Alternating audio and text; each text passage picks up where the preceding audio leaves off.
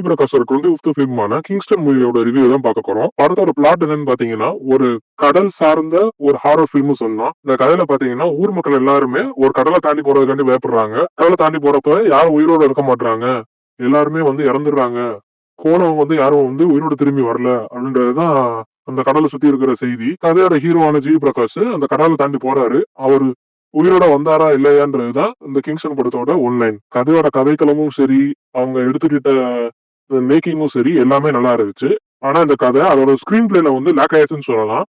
அது இன்னும் கொஞ்சம் பெட்டரா பண்ணியிருந்தாங்க, நல்லா இருந்திருக்கும். ஒரு கன்ஃபியூஸ்ட் ஸ்டேட்ல இந்த ஸ்கிரீன்ல போயிட்டு இருக்கு. பாக்குற ஆடியன்ஸ்க்கு நமக்கு என்னடா நடக்குது இந்த கதையில அப்படின்னு ஒரு கன்ஃபியூஸ்ட் ஸ்டேட்ல தான் இருக்கும் நம்ம. அது இன்னும் கொஞ்சம் கிளியரா எடுத்திருந்திருக்கலாம். அதே மாதிரி வேற வேற காலகட்டத்துல காட்டுறாங்க. அதுல விட ஸ்கிரீன் பிளேயுமே ரொம்ப கன்ஃபியூஷனை கொடுக்குது ஆடியன்ஸ்க்கு. ஃபர்ஸ்ட் ஹாஃப்லயும் செகண்ட் ஹாஃப்லயும் தேவையில்லாத சில சீன்ஸ் வருது. அதெல்லாம் இந்த கதைக்களத்துல படத்தை பார்வையாளர்களுக்கு சிதறடிக்குது. ஓவராலா இந்த படம் ஒரு அபவ் ஆவரேஜ் படம் தான். எல்லாரும் கண்டிப்பா ஒன் டைம் இந்த தியேட்டர்ல பார்க்கலாம்.